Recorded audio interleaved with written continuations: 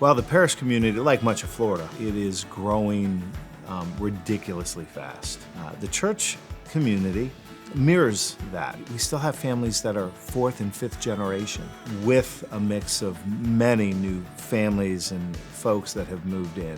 This new sanctuary has been a tremendous leap for us in the versatility of what we can do leveraging technology as part of worship. And really, I think the space that has been equally important to us has been the new gathering place.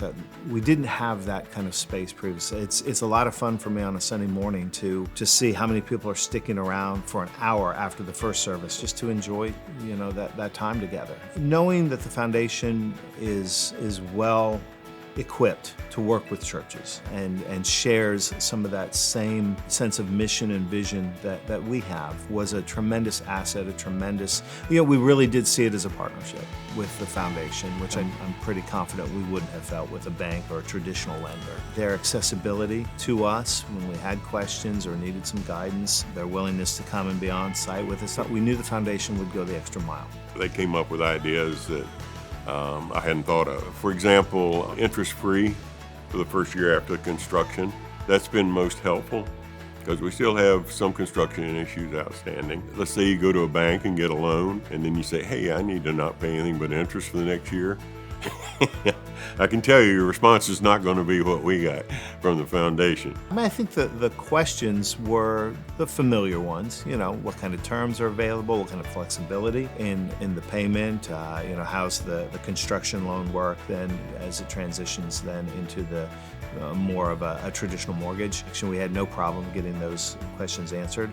If there's some patches that a church hits or that we find ourselves in that we need a partner that's willing to work with us and give us some options in navigating those should they come, and certainly we pray that they don't. And so that's what flexible options do for us. They give us some peace of mind that there's some alternate paths should we need to take them for a season. My biggest fear, of course, was escalating cost as we went along, and they were good on getting it closed early so that we didn't have to drag it out. It would be 25 to probably 35% more if we started today. So the availability of the foundation was huge.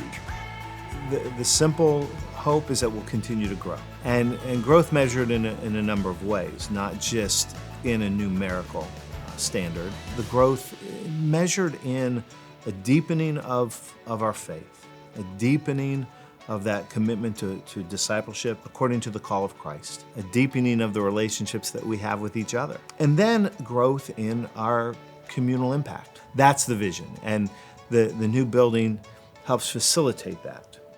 And it just felt right when I walked in here. I went, yeah, this is the next step, as we set the stage for the people who will come behind us. This congregation listens to God's directions. I can say that.